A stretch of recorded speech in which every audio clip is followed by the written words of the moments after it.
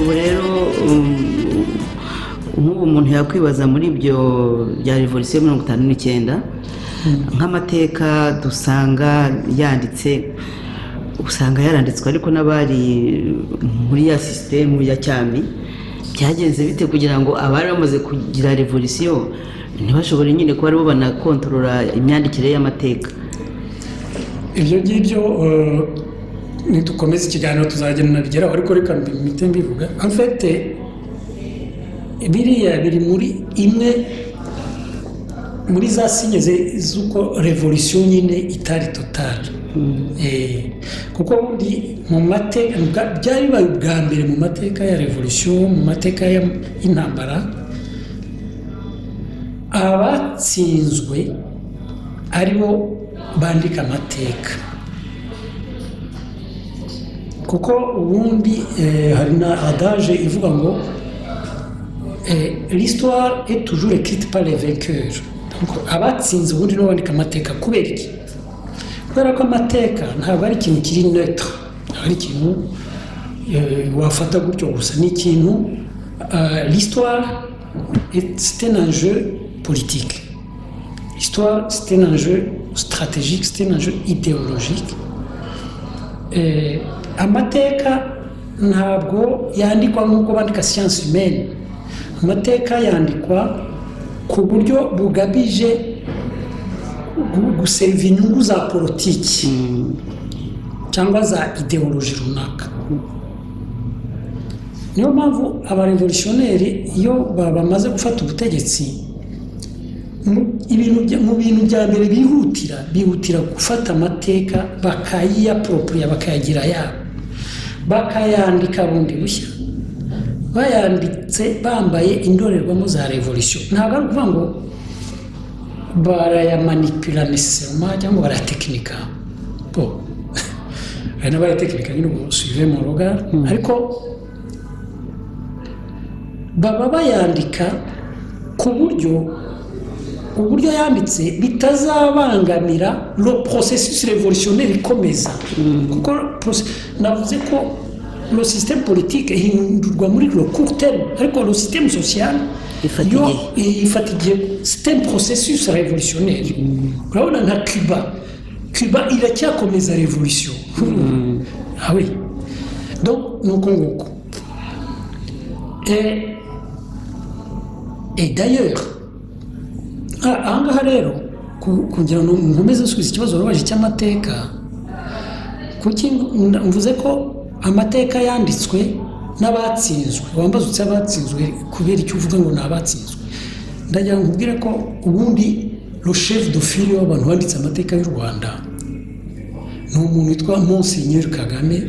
Kuko mbere icyo gihe ari umupadiri, hari bigira umwami musenyeri, hari abitwa Muvara, hari abitwa Mahamet n'abapadiri bandi benshi, ndetse n'abazungu. Donc amateka yanditswe donc abangaba rero aba bapadiri abanavuze ntabwo bari abatutsi, uretse ko bari n'abatutsi, ariko nta nubwo bari abatutsi du peuple, ntabwo bari abatutsi basanzwe, bari abatutsi b'abaristocrate. Donc bakomokaga muri regime ya kera. Ndetse nguyu Kagame ajya kwandika aya mateka, umwami Rudahigwa niwe wagiye kumushaka, ko yigaga muri Grand Seminaire muri Nyakibanda, azwiho kuba ubutore ntabwo mvuga ibi ngibi ubutore bya gipfura, birya kuba akunda ibintu by'umuco by'ibwami tuzi n'ibyo bitaga ubutore. Umwami aragenda aramushaka amushinga kwandika amateka y'u Rwanda ahereye ku byo abiru bagomba kumubwira, ko amateka ntiyari yigeze yandikwa. Amateka bayatransmetaga par la tradition orale, abiru kuko nibo bari deposite. Rimwe tuzaganira ku mateka, sinzi nta mwanya turi bubone uyu munsi, tuzaganira ku mateka y'iriya ngoma Nyiginya. Ingoma Nyiginya ngiye nyigereranya, amateka y'iriya ngoma nyagereranya n'amateka ya Yezu, ariko tuzabiganiraho. Donc amateka y'iriya ngoma Nyiginya yari afitwe n'abo bitabiru. ubwo umwami ategeka yategetse abiru ati nimufungure isanduku y'ubwiru. Kagame ayigira hakise bwa mbere bibaye, noneho yandike aya amateka ye. Ayo mateka niyo yiswa y'u Rwanda, ariko ni amateka y'abanyigi. Donc yanditse icyo bita mu gifaransa bita epopée, l'épopée Nyiginya. Kuko niyo yarebye, donc niyo twize, niyo twese twakuriye, niyo bigisha niyo mateka y'u Rwanda. Iyo yarebye usanga ari ibintu extraordinaire. Donc ni amateka amagnifiya abo bami ba kera, ubutwari bwabo, patriotisme yabo, ngo bakundaga igihugu, ubuhanga mu bintu ngo by'uburwanyi, kugaruza ibihugu, kwagura u Rwanda, ubuhanga mu bintu bya stratégie militaire, ibintu bya machiavélisme. Donc urabona machiavélisme ziri cyari cyo Machiavelli ni wa Mutaliyani wanditse ibitabo asobanura ukuntu ubutegetsi bw'amayele ukuntu bukorwa. Donc ugasanga muri ibyo bitabo nyine ukuntu bariya bami bari bafite ubuhanga cyane muri ibyo bintu bya machiavélisme n'ibindi byinshi cyane. Urabivuga nk'aho ayo mateka usa n'utayemera? Ayo mateka ntabwo yaba, nabuze mubwira ko ayo mateka nta kuntu yaba ariyo, kuko deja yanditswe n'umufana. Urumva? Ni nk'uko nabuze rimwe tuzabiganiraho nituvuga nyine nidukora critique historique y'ayo mateka, ariko ku buryo bw'ubukangurambaga, ko ntabwo njye sindi umuhistorien, ndameze nzayakompara n'ariya mateka ya Yezu. Urabona amateka ya Yezu, donc njyewe nize muri seminaire, donc nize Bible. La Bible yanditswe nyuma y'imyaka 70 Yezu apfuye. Bahereye ku bintu abantu baherekanyaga nyine abapotre etc. Ariko yandikwa kubera ko hari hafashwe icyemezo cyo gushinga la religion catholique, le christianisme. Urumva? Donc ufashe icyemezo d'abord cyo kwishinga, none ukandika amateka pour servir iyo objectif. Donc la Bible yanditswe n'abantu bari deja abafana ba Yesu, bashaka kumugira Kristo. Bon, n'aba rero aba kubera ko bari abaristocrate, donc kandi n'umwami wari Kristo ngo byandike, bayanditse nk'abafana ba Ngoma Nyiginya. Urumva c'est normal, kandi noneho bayandika Ingoma Nyiginya ihiritswe. Urumva ko ubikize mu mwanya wabo bari muri logique ya restauration, bespera ko azaba restauration. Donc uvuga ngo banditse amateka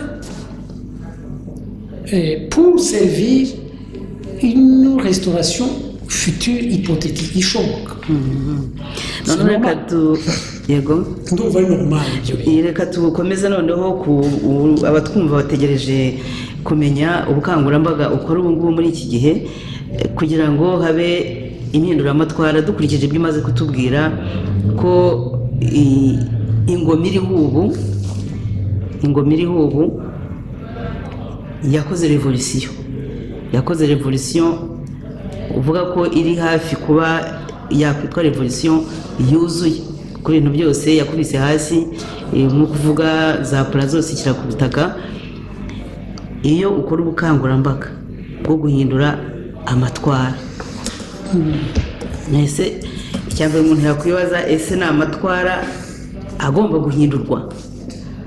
Niba agomba guhindurwa se azahindurwa ate?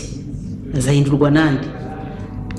Wenda hari ibyo tutari burangize uyu munsi tukazabigarukaho, ariko ndumva iki ari ikintu abantu badutezeho kugira ngo niyo twabikora mu biganiro bibiri ariko bahite bumva ukuntu uko ukangurira abantu guhindura amatwara niba ari ngombwa. Voilà. Ubu ngubu hari abantu bajya bavuga ngo il est minuit moins 5 mu gifaransa, ngo ni saa sita z'ijoro zibura itanu. Bivuga ngo ijoro riraje, riri hafi. Mu minsi yashize, mu mezi kwa gatandatu bataratereza Nyabimata, hari ikiganiro nakoze navugaga ko mbona intambara hagiye kuba intambara mu karere. Mbivuze nyuma ngiye kubona mbona witwa Colette Brackman nawe yanditse article mu kinyamakuru cyitwa Rosoir kibana mu Bubiligi gikomeye, akita iyo article ayititira ngo Prélude d'une guerre régionale. Avuga, yasobanuraga muri icyo kinyamakuru yuko abona hagiye kuba intambara y'akarere. Aho yanasobanuraga nyine les acteurs révolutionnaires, niho yavuga Uganda, avuga Burundi, avuga n'abanyamwasi yarabavuze abo bose. Muri icyo kiganiro navugaga yuko hagiye kuba intambara mu karere, kandi ko u Rwanda ari rwo ruzaba epicentre y'iyo ntambara. Kuvuga donc intambara izafata u Rwanda, Uganda, Burundi na Congo, cyane cyane Est Kivu, ariko u Rwanda rube aho mutingito wabereye, donc nibyo bita epicentre. Urumva?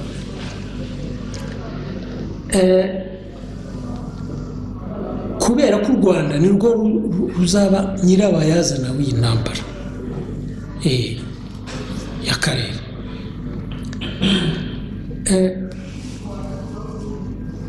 Noneho ndetse muri iyi minsi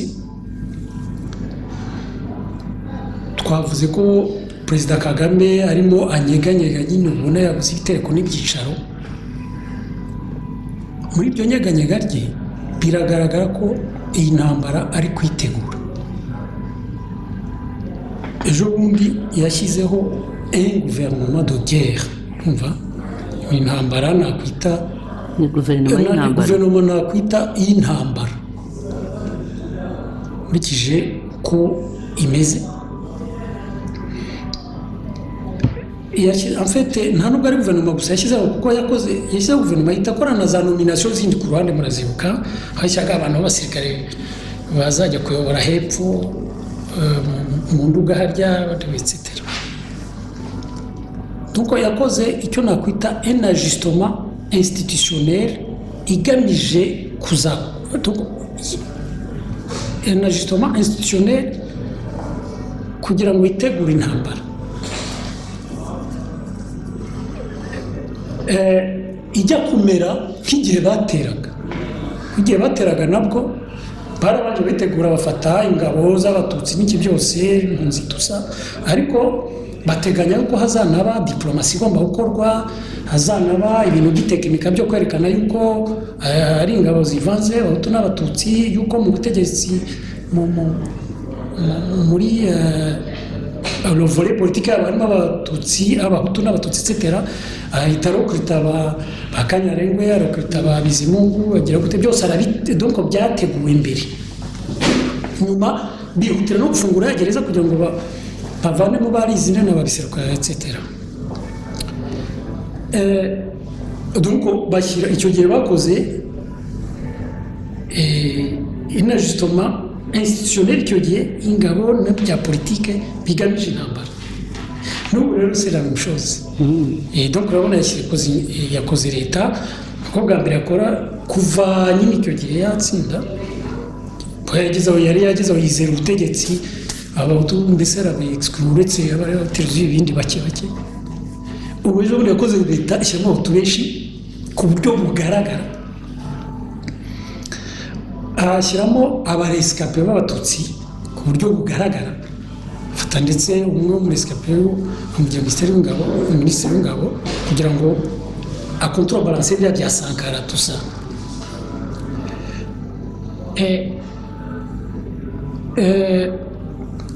Donc arangije rero ikintu igihe cyanantangaje cyane kwereka ko yatekereje detaye zose z'iyi ntambara, yanashyizeho minisiteri yitwa emergency, urumva ibintu ngo minisiteri ishinzwe les urgences humanitaires, sinzi niba mwaribonye iriho, yashyizeho ayishinga nk'umudamu dawe ubanza n'umutukazi nawe. Ni ukuvuga ngo ni ukwitegura nyine ibibazo humanitaire intambara izatera, nk'ibintu les réfugiés internes, iby'akavuyo, donc kuzabijera, imfashanyo zaza zo gufasha izo mpunzi zahunga ziva mu turere, ibintu by'inyoza. Yashyizeho minisiteri ya emergency management, uze kureba muri ya guverinoma birimo mbo.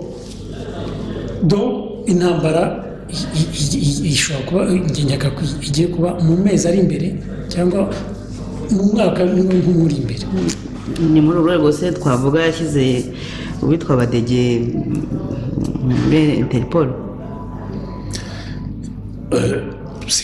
C'est possible nabyo. Donc hari ajustement institutionnel ziri ku ngubu cyane bigaragara.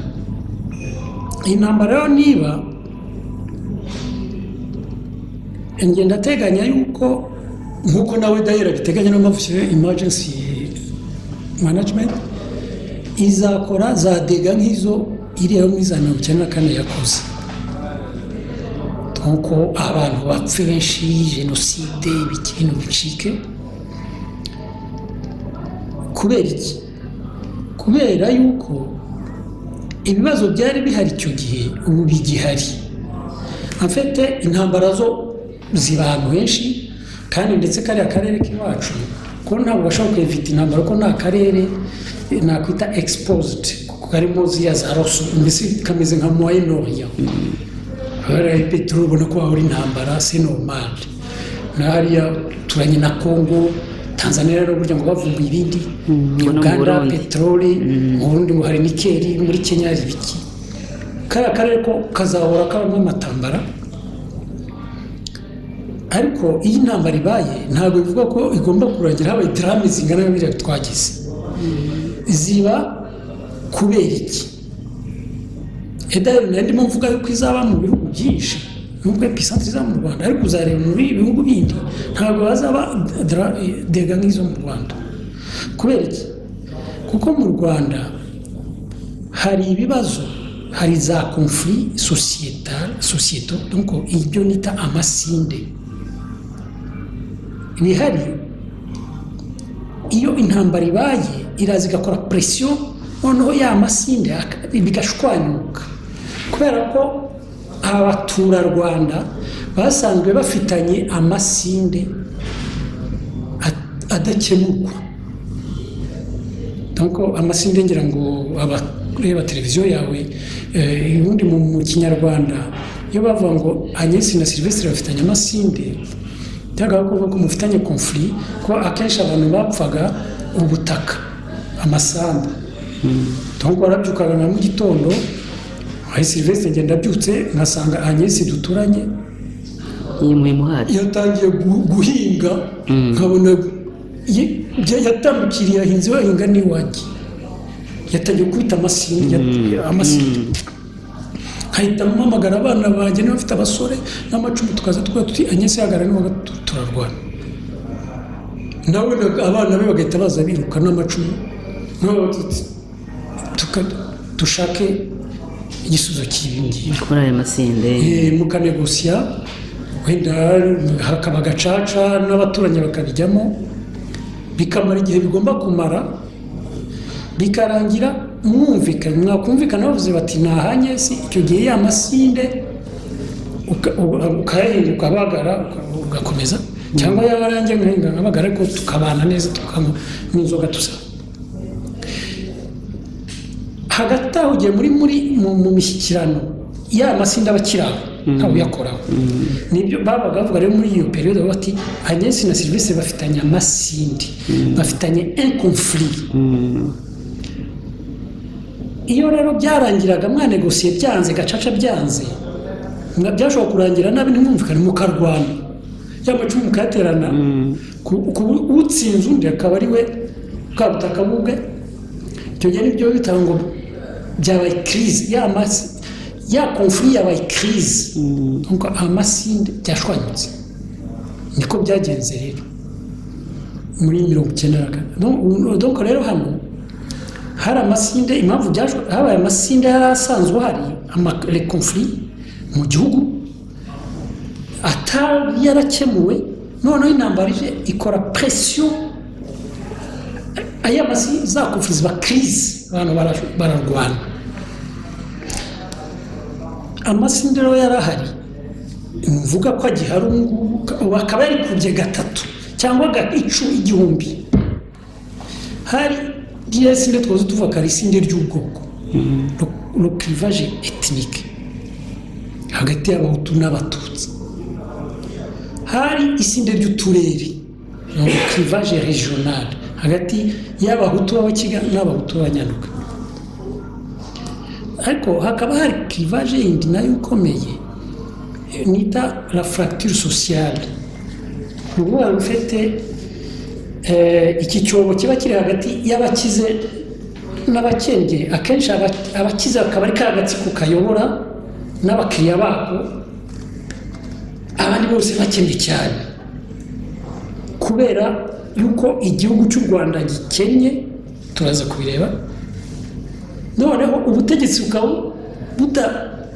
nusoroma ntabwo bukora ibyangombwa kugira ngo umutungo wiyongere w'igihugu ahubwo n'imitegekere y'ubwo butegetsi niyo kwikubira cyane bikubira abakene bakaba aho ngaho noneho ibyo ngibyo rero iyo conflit ihoraho iyo haje akantu k'akagripe social politique n'ibyo by'intambara noneho bigashuka abantu bakarwana iyo donc ni isinde rya fracture sociale none isinde rya nyuma navuga rya kane ni ibyo nita le déficit démocratique donc akarengane gashingiye ku butegetsi ku gitugu yuko hari abantu bafite uburenganzira abandi batawufite ubusesuye n'abandi badafite udashobora kugira icyo uvuga urababaye nk'ubu par exemple kuba abantu bapfushije b'abahutu badashobora nabo nko muri avril mu kwa kane bakaba barubije guceceka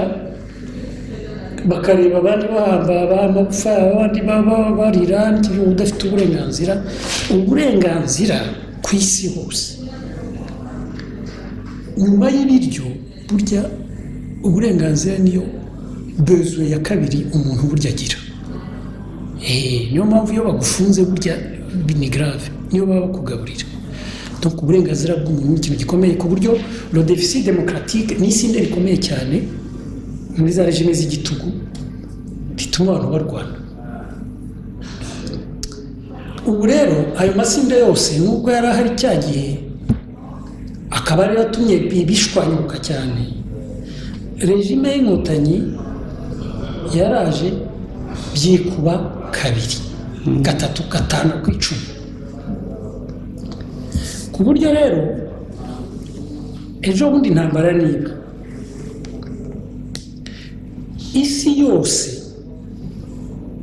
izahita ivumbura yuko iriya narrative ibyo bita political narrative donc le récit politique inkotanyi zubatse mu myaka 24 zagiye zivuga na Kagame akayiporta iyo récit yo kuvuga ngo never again sibyo ngo ubu u Rwanda twararutengamarikije twahagaritse jenoside tuzana demokarasi tuzana ubumwe bw'abanyarwanda muri gacaca ngo ubutabera bwunga etc ngo turangije tuzana amajyambere asesuye atujyana kuri Singapore y'Afrika donc ibintu byace isi izahita ivumbura yuko ibyo byose byari fake news, byari ukubeshya yuko mfite u Rwanda rukiri rwa rundi, yuko urwishe ya nka rukiyirimo. Urumva, u Rwanda rwongere rube imbere y'amahanga yose, rwongere rube ikibazo.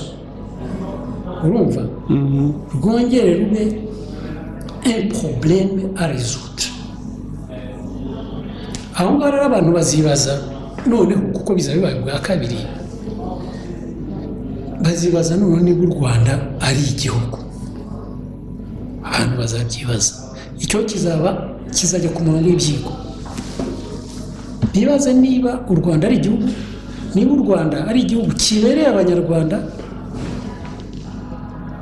niba u Rwanda rukwiye kugumaho nk'igihugu.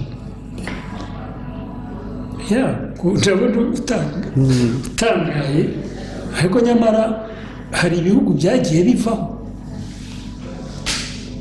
kubera ko abenegihugu hari igihe barebaga bagasanga icyo gihugu nta yindi solution isigaye uretse kukivanaho. Wowe uri mukuru ndumva ubizi, mu myaka yashize hari igihugu cyari hafi aho ngaho cyitwaga Yugoslavia, cyavuyeho. Abayugoslavia bafashe icyemezo ko igihugu kivaho, bakora utundi duhugu dutoya turi viable, tujyanye n'uko babona bagomba kubaho. Iki gihugu cyavuyeho ubuhari l'URSS, ureba igihugu cyitwa Union des Républiques Socialistes Soviétiques cyavuyeho. Donc birashoboka, ariko kugira ngo bazafate icyemezo niba u Rwanda ruvaho cyangwa rutavaho, bazabaza ibibazo nyine niba u Rwanda ari igihugu koko. Ubu rero natwe dushobora kubyibaza, ko njyewe nanjye kuva ndi mutoya nagumye nanjye kubyibaza ibyo bintu, niba u Rwanda ari igihugu, niba u Rwanda ari igihugu, kubera ko nakuze bavuga ngo u Rwanda ni igihugu gitemba amata n'ubuki. Hari ibyo bavuga cy'imisozi igihumbi, bavuga yuko igihe ari igihugu cy'imisozi igihumbi myiza, bavuga ko ari la Suisse de l'Afrique. Ariko la Suisse wongera mu mabizi ko yo itemba amata n'ubuki nyine bya vrai. Ariko u Rwanda twaje kuvumbura, uko nagenda nkura naje kuvumbura ko u Rwanda uretse ko binagaragara ko imisozi yarwo nyine idatemba amata n'ubuki, nyine itemba ibiziba n'ibyondo kubera isuri, nyine ku misozi itari amenaje, nyine nta mirwanyasuri yari. Ariko ngo na bya biyaga byayo ukabona amazi ni ibyondo nyine kubera isuri. Ariko ikigarave kurushaho ni uko u Rwanda rucishamo kenshi cyane iyo misozi igatemba amaraso kandi menshi. U Rwanda naje gusanga, nabigizemo experience yewe, ko u Rwanda ari igihugu sinistrogène, ni igihugu sinistre, kiri sinistre ubwacyo kandi kiri sinistrogène ku banyarwanda. Ni ukuvuga ngo umunyarwanda wese ubaye mu Rwanda ntahave, ntashobora kumara imyaka 15, ubwo nabwo mvuze myinshi, nta sinistre imubayeho. Urumva icyorezo cyangwa se sinistre, iyo bavuga sinistre nk'ubu u Rwanda ngubu ni sinistre. Nk'ubu ndimo nkuvugisha, hari inzara yitwa nzaramba, qui est un sinistre national. Abanyarwanda bari kwicwa n'inzara bimeze nka ruzagayura izajyaga zinokera ku ngoma ya cyane. Ariko ibyo biri kuri bamwe, hari abandi iyo nzara itageraho, agatsiko gato cyane. Kuko atamaye abavuze ngo mu cyaro cyose hari inzaramba, sibyo? Ariko mu mujyi wa Kigali hari abitwa ngo baragashize,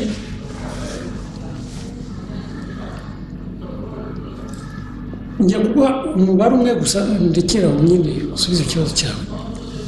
Njyewe ngera mu Rwanda muri 2004 cyagiye ntashye bampamagaye ngo njye kuba umuyobozi, nahuye n'Ubuhinde n'undi munyarwanda bari kumwe abekonomisite babiri bigishaga muri universite ya leta yitwa KIST.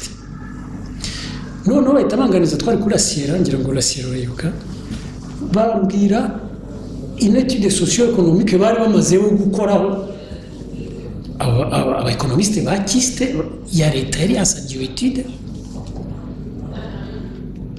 sur la ville de Kigali, uriya mujyi nyine utuyemo abitwa ko bagashize. Kuri uwo mujyi wa Kigali basanze ndaguha shifure imwe gusa, des indicateurs babonye muri iyo étude. Icyo gihe bavuga ko hari abaturage 800,000. Muri abaturage 800,000, 50,000 byonyine nibo baryaga kabiri ku munsi. Ni ukuvuga ngo 7%. Urumva mu mujyi wa Kigali utuyemo abo bitwa ko aribo bayobora nyine, voilà. Donc rero ndashaka kubwira ukuntu igihugu ari sinistre. Ubwo ndavuga sinistre au niveau y'igihugu, ariko buri muntu w'umunyarwanda avucyane igihe cyose ahora ari sinistre, ku gihugu ni sinistrogène. Donc sinistre ni iki?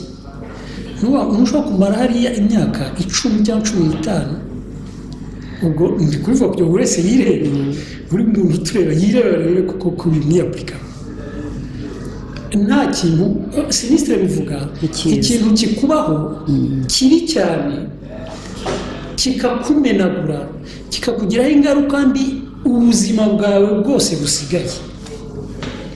Urugero nimo gupfusha umubyeyi, habaye nk'ibi biki bitambara cyangwa za jenoside massacre, bakica umubyeyi cyangwa bakica ababyeyi bawe. Gupfusha umuntu wo muri famille wo hafi ufite akamaro gakomeye, iyo ni sinistre. Nko gucika akaguru tanze na accident, iyo ni sinistre. Cyangwa bagutemye, iyo ni sinistre. Gufungwa igihe kirekire, iyo ni sinistre. Kuko ufunzwe igihe kirenze umwaka biragukasa pour ta vie, cyane cyane ufungiwe mu magereza nk'ariya iwacu. Guhunga, iyo ni sinistre itera ubwoba ko satokasi ubuzima bwawe, nyine bihindura ubuzima bwawe complètement. Kurwara indwara ikomeye, tuvuga nko kurwara sida, ça c'est un sinistre. Cyangwa diabete, mbese za ndwara zidakira, cyangwa kanseri tuza. Guhomba cyane, tuvuga kuriya kwa Rwigara babahombeje kuriya uruganda rwabo inzu yabo akayisera iki byose. Donc buriya donc uri umucuruzi prospère meze neza, abana bawe takukiro tuva ho umukene. Iyo ni sinistre terrible.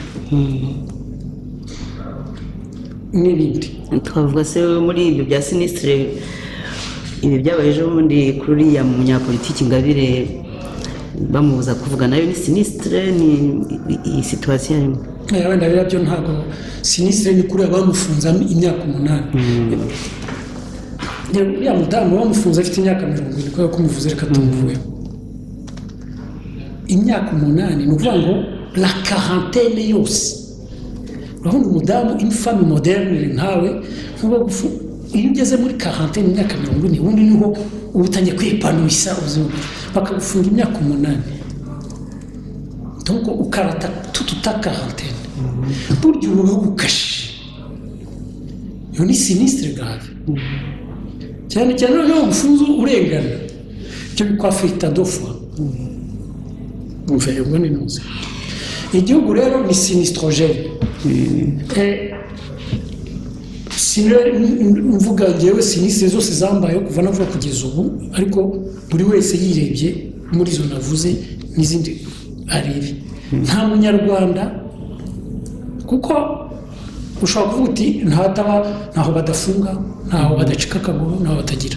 No, nuko tuvuge nk'umuhanda tuvufashe umuhanda wa Kigali Butare burya aho wagera hose hashobora kubera accident, ariko haba hari ahantu hari ikorosi runaka abantu bavuga bati hari ahantu ni accidentogene, hari hakunda kubera accident cyane, urumva pourcentage ya za accident ziba hariya ugereranije n'izindi zo kuri uwo muhanda ni 15 bitewe n'uburyo aho hantu hameze karemano ko haremwe, donc wenda denivelation y'abantu binatewe n'uburyo uwo muhanda wakoze. Ça c'est important. Donc ahantu karemano hari hameze nabi, kuri u Rwanda nyine ari igihugu gikennye etc, kidafite icyambu enclave etc, noneho n'abagiye gukora wa muhanda ntibatona konte ko aho hantu karemano hameze nabi ngo bawukore en conséquence babyitondere bawahamenaje neza, babikora nabi rero hano hakaba accidentogene. nagira ngo tugaruke ku kibazo nyine kitugejeje aho ngaho cyo ikibazo kijyanye na revolution. niyo mpamvu rero navuga yuko uru Rwanda rero kubera ko ari igihugu sinistrogene kimeze gutya, abantu bazi ikibazo bavuga bati se hakorwa iki? Ni iki cyakorwa? Ese u Rwanda rugomba kuvaho cyangwa u Rwanda rushobora kuba revolutione, sibyo, rugahinduka?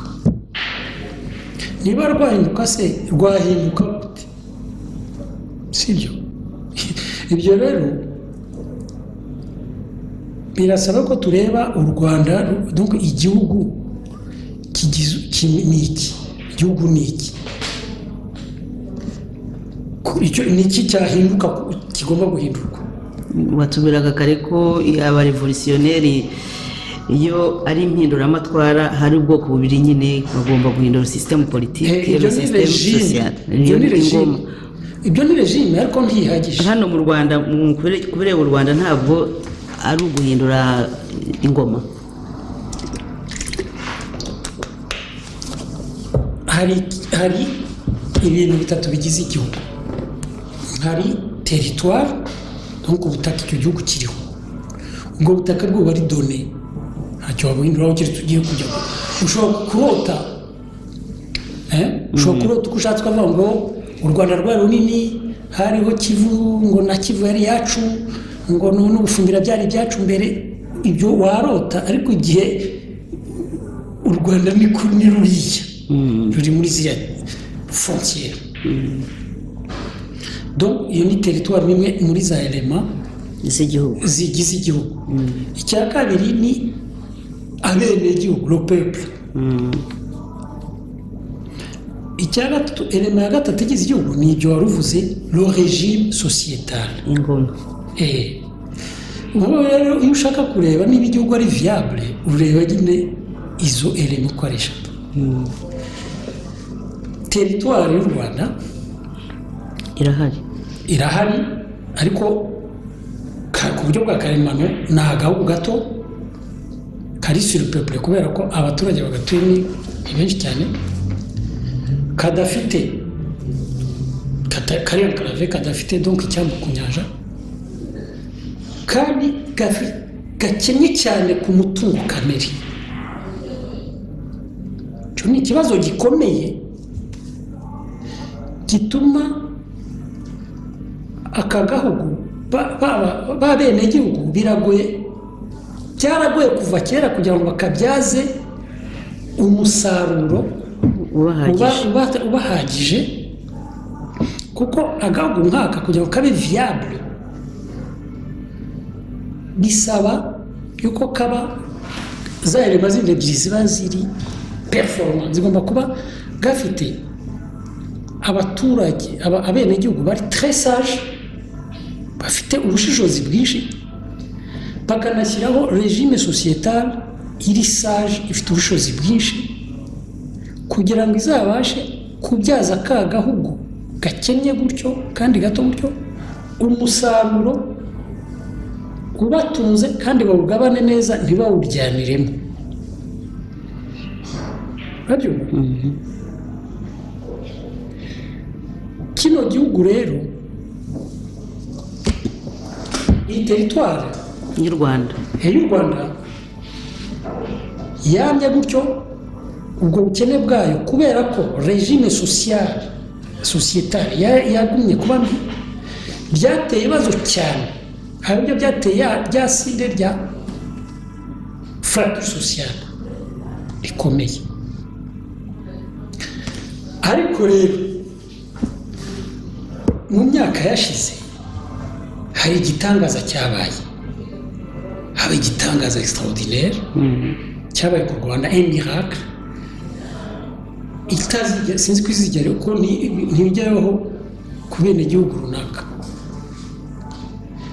habonetse umuti w'iki kibazo cy'ubukene bw'u Rwanda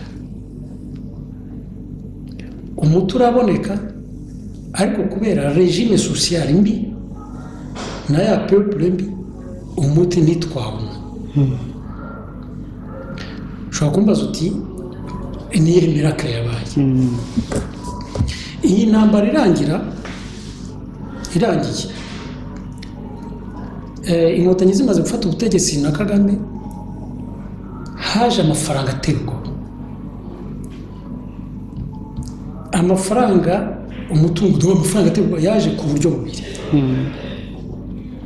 haje imfashanyo zitigeze zibaho ku isi nta gihugu na kimwe kizi kubona imfashanyo zimeze kuriya donc aide multilatérale et bilatérale donc multilatérale ni ukuvuga muri za ONG za ONG z'isi zose zazanye amamiliyari zimena hariya n'izitarabagaho ziravuka nko muri Japan hari na za ONG zavuye muri Japan baraza bamena za miliyari hariya de manière conjoncturelle nyuma y'intambara banavuga bati mutubabare ntabwo twintervenye bafite nyine ipfunwe bazana ibyo bifaranga de miliyari de dollars bayishyikiriza hariya regime y'inkotanyi baraziba barayaba birabivuga nk'ubizi cyangwa warabisomye ndabizi nyine ko icyo gihe niga muri university ndanabyibuka ayo mafaranga aza hari umu economiste watwigishaga mu Bubiligi yaravuze ati ese iri ekonomi yanyu izabasha kwabsorba ariya mafaranga yari menshi oui amafaranga araza kuko icyo gihe bari banashyizeho minisiteri yo kuyakira nk'ingi ya emergency nyine yayoborwaga na Inyumba Louisia à l'époque cyangwa bibazaga amafaranga barayakira aide multilatérale na aide bilatérale ibihugu uretse nyine zuzanije n'ibihugu noneho biramena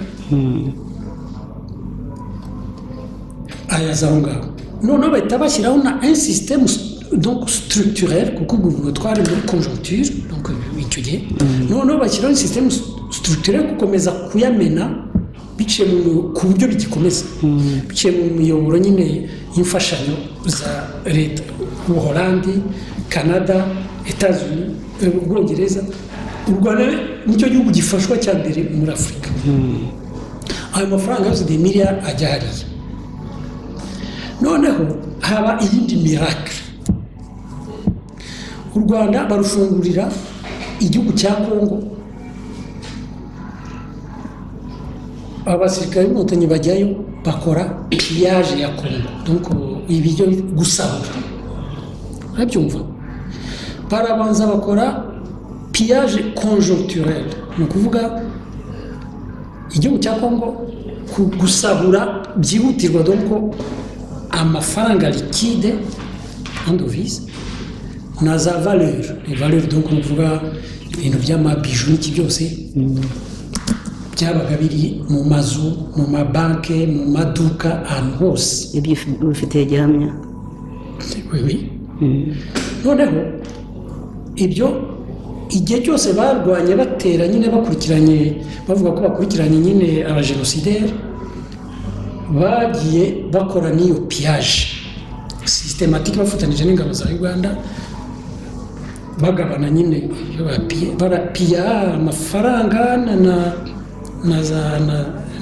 za valeur inzu ku nzu iduka ku iduka banki kuri banki ibintu byose kugeza muri buri village yose ya Kongo igihugu gikubye inshuro 80 u Rwanda bageze i Kinshasa bakora membasi ku byo bita le trésor du Zaïre icyo gihe yo muri banque nationale ya Zaïre des milliards n'amazahabu le trésor ni byandira muri banque nationale des valeurs ziba zisutona la monnaie qui circule ibyo byose barabitwara biza i Kigali biza hariya ibindi bijya Uganda ni nabyo igihe barwanaga Kisangani barwaniraga mfite ayo mafaranga bananiwe kuyagabana cyangwa bari kuyapfa ikibazo cy'ukagabana noneho iyo piyaje conjoncture irangiye bari installa kuko bafashe Congo bari installa bamara imyaka 5 d'exploiter donc aba piyaje structurel d'exploiter umutungo wa Congo u Rwanda rumara imyaka 5 ariko rwa mbere ku exporta diyama rwa mbere ku isi ru exporta amazahabu abantu bose za koruta etc. naho baviriyeyo kubera pression internationale bakomeje ku buryo baracyabikora n'ejo bundi journal Imvaho yanditse yuko u Rwanda rw'exporta 60% za koruta z'isi yose yohereza mu mahanga donc baracyagira ibyo byose izo sont des milliards ayo mafaranga nibyo nita miracle u Rwanda rwarugize cyabayeho bashoboraga gukemura iki kibazo cy'ubukene pour l'éternité donc ubuziraherezo bari gukora iki bari kwinvestir amafaranga bakora nk'uko Ububiligi bwabigize Ububiligi bwinvestije amafaranga ya Congo bwubaka des fondamentaux économiques définitifs kumva zituma baheraho bari nabo kubaka des fondamentaux tuvuge bakinvestir ari amafaranga muri za industrie de substitution importation mu buhinzi ibiki byose bagakreya des fondamentaux économiques wenda ntabwo nabidevelopa cyane bakubaka donc des fondamentaux économiques zituma u Rwanda rudemara rukubaka une économie de service imeze nka biriya bya Singapore nk'uko babivugaga ibyo rero ntabwo byakozwe kubera yuko bafite ingoma mbi système donc le régime sociétal bubatse ntabwo ishobora gukora ibi kuko ntabwo ifite perspective yo kubaka igihugu neza ngeze ku kibazo cyawe ahangaha rero tugeze noneho ya elema yuko igomba kuba révolutionnaire guhinduka donc igomba gukorerwa impinduramatwara kuko kubona turata ni opportunité u Rwanda rukayirata ni ibintu catastrophique ni ibintu grave donc bisaba yuko buri munyarwanda wese yaba umuhutu yaba umututsi agomba kumva yuko nk'iyo ari example yuko kuko ayo mafaranga ntawe uzi aho ari aragaragara muri Kigali aho hose nyine ibyo bagiye bubaka niko ntekereza no biriya ni ubusa rwose nubwo bubatse ziriya za quartier za Nyarutarama n'ari amabiri buri ugeranije n'aya mafaranga ntabwo umuntu azi aho ari ntabwo tuzi ibyo ari byo aya mafaranga sinzi ntabwo bimajije uko angana ibintu biteye ubwoba ariko iyi regime rero igomba kuba révolutionnaire hakubakwa un régime ibereye abanyarwanda ishobora kuvanaho aka kajagari kuko ni akajagari ubu rero ushobora kumbaza uti bizakorwa bite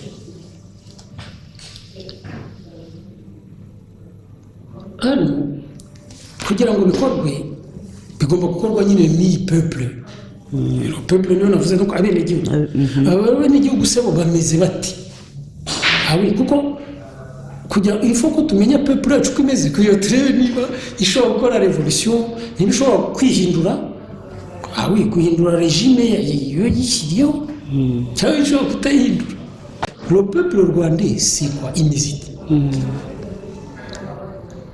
encore une fois njye mbere kuri experience uko nakuze mbibona njye nakuze numva buri munyarwanda muhuye usanga avuga ati abanyarwanda baranyobeye tabeshya nta munyarwanda ushobora kubyuka ngo bunde bwira atavuze ati ako abanyarwanda twabaye duti ibyo ngewe nabaye ahantu henshi cyane nagize muri za université zibamo peuple nyinshi cyane ibyo mbibona ku banyarwanda bonyine c'est rare kumva ko mu Senegal ngo ariko abasenegali twabaye duti cyangwa mu kiguryo niba bivugwa nuko hari ikibazo bivuga yuko buri munyarwanda aho ari abona le peuple rwandais imuremereye donc c'est un peuple itari nziza n'abanyamahanga njyewe nize muri université de Louvain 14 000 étudiants nize Aix-en-Provence 40 000 hari za nuza zitandukanye ntabwo muri nko mu kabari kumva wenda nk'umuntu w'umulatino akaba atari abanyarwanda wenda kubwira ngo ibintu mvise umunyarwanda avuga ati ko mumeze muti byambayeho nagize nk'abashoferi nabaga mfite nk'abashoferi hano mu rugero ndarekera aho ngaho barimo abanyarwanda abarabu abazungu abiraniye n'iki ugasanga b'abanyarwanda nibo baguteza ibibazo wowe kurusha abanyamahanga ku buryo abanyamahanga bakubaza ati kuki wemera ko kuri ari umunyarwanda mwene wanyu yakoze nk'akantu k'agatendo bo batakora ibyo ntubizi se ariko hari igisubizo kiri mu byo batubwiye kuko ko abanyarwanda ari ku Rwanda ari un pays sinistrogène ko abanyarwanda bahuye n'ibyo bintu by'ibiza ko umunyarwanda ashobora kumara imyaka 10-15 atekanye ndumva ugomba kuba batanze igisubizo en fait u Rwanda ruri sinistrogène kubera les trois éléments kubera nyine le territoire imeze uko navuze kubera le peuple imeze uko navuze kubera na système donc kureba rero icyahinduka muri byo en fait le peuple rwandais imeze ityo kubera indangagaciro dufite tuvana muri ya regime ya cyami urabona bya navuze za pilier ishingiyeho burya byagize conséquence ku banyarwanda kuko iyo regime sociétale iyo ari mbi igatinda influença le peuple yagira ingaruka ku bene gihugu umuco wabo ibiki byose nkabira navuze ukuntu bimiriyaga abantu byagize bigira impact nk'ibi rubona nk'uyu muco wacu wo gusuzugura ni urugero ngiye gutanga hari indangagaciro nyinshi ariko nk'agasuzuguro iyo ubonye le rapport abanyarwanda bafite ku gasuzuguro ushobora kumubwira uti ku isi hose barasuzugura ariko n'ibintu bita agasuzuguro mu Rwanda ubona ari ibintu paroxystique usanga umuntu ashobora kwica undi ngo yamusuzuguye sinzi n'ibyo rero cyangwa ukabona umuntu aragushimye ngo wangire neza ngo wamusuzuguye urumva cyangwa ngo uzamusuzugure umwumvishe urumva ibi ngibi bituruka he muri ya byandi bya humiliation kubera ko ugusuzugura abakwimiriye bituma ku buryo byinjiye mu maraso yacu no mu musokoro wacu kwanga agasuzuguro wanga ko bagusuzugura kandi nawe ugatanga abandi ukabasuzugura kugira wereke ko ufite icyo barusha ça c'est un exemple yumbi hari izindi ndangagaciro byo kwigira nyoni nyinshi birabyo ngo by'ubwenge ubwenge bwa kinyarwanda tugasanga amayere aho abandi ku isi hose n'ahandi haba amayere ariko ahandi amayere ni antivaleur ariko mu Rwanda ugasanga amayere bayise ubwenge bwa kinyarwanda ngo ntakibeshye shango ngo buriya ntazi ko namubeshye ikindi kibazo rero ngira ngo ndangirizeho peuple Rwanda ifite ni kiriya kibazo cy'amoko kiriya kibazo cy'amoko mu Rwanda hari amoko ariko bariya banyiginya baza ubwo tuzareba amateka yabo, njye nkeka yuko bo bari bavuye aho bari bavuye habaga amoko muri sansi ya tribu, donc hari des logiques tribales muri sansi ya za communauté tribale. Noneho bageze mu Rwanda hose uko byari bimeze, hari amoko ariko atari organisé en communauté. Noneho bo barabiforsa bashaka gucreya des communautés ethniques, kandi ntizibaho. Biri mu bintu bituma iwacu iyo habaye crise politique twicana cyane, kubera ko iwacu amoko n'ubwaho, ariko amoko uburyo ameze turavangavanze cyane, ku misozi aho dutuye turaturanye cyane, kandi twaranivangavanze cyane ku rwego rw'amaraso. Ibyo ngibyo rero bituma tudakira de communauté, kuko communauté ni iki? Communauté ngo mwebwe mufite ikintu en commun muhuriyeho abandi badahuriyeho. Umututsi n'undi mututsi nta kintu na kimwe, kuko ini communauté idefinisa par rapport y'indi communauté zibanye muri iyo société. Donc mukava muti twebwe dufite ikintu duhuriyeho aba badafite badahuriyeho. Donc nk'ufashe nk'umututsi ukamubaza uti communauté tutsi ni iki ifite idahuriyeho n'abahutu? Nta kimwe gihari, kubera ko izindi communauté ibintu bibatandukanya mu rurimi,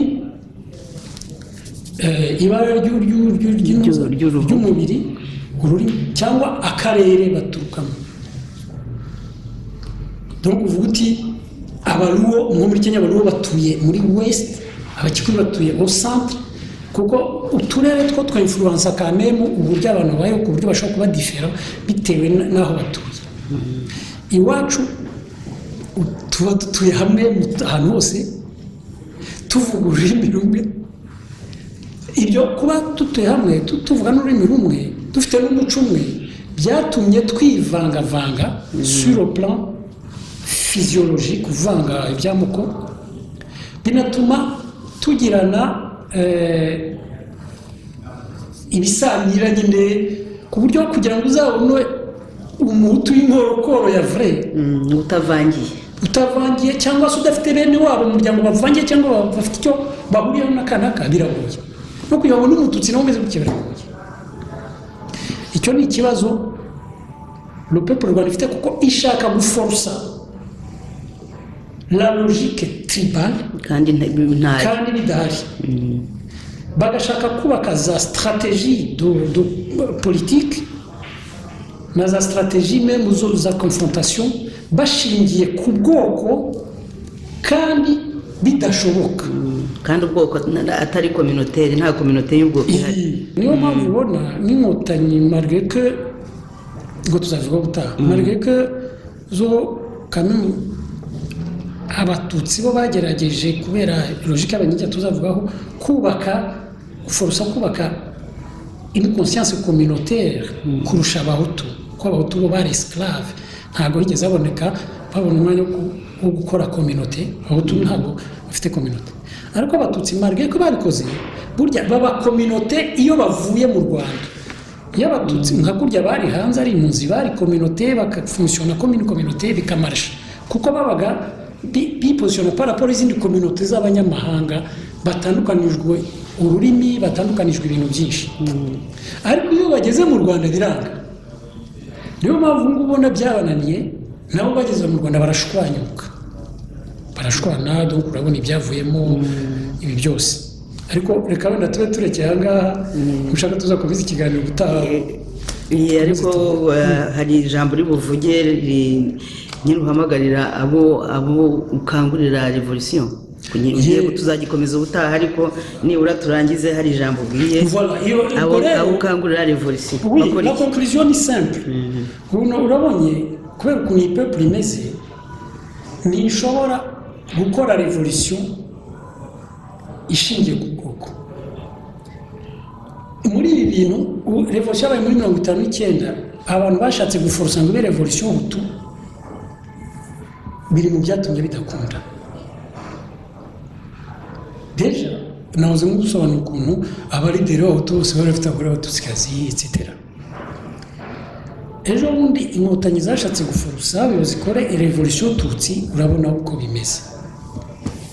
Ubu rero revolution abantu barimo bategura nibayitegure bahindure logiciel tushake revolution nyarwanda. Ni nayo mpamvu nka padiri ejo bundi avuga nakunze cyane ko yavuze ati ndahamagarira abahutu babaye abacakara, ntahamagarira abatutsi bagizwe ababoyi gufatanya, kuko revolution nta kinini guhirika ingoma afite. Ingoma ni akazu kagerageje gukora clientele mu batutsi. Urumva abantu bagomba gufata conscience yuko revolution izakurikira igomba kuba revolution nyarwanda y'abantu bose barenganye. Ntishobora gushingira ku bwoko kuko ntibikunda, ubwoko ntibubaho. Reka ndagize kuri chiffre imwe kuko ibyo by'ubwoko kwivanga ngewe ni ikibazo kimpuzanije ko nanjye ubwanjye ndimvange umuhutu n'umututsi.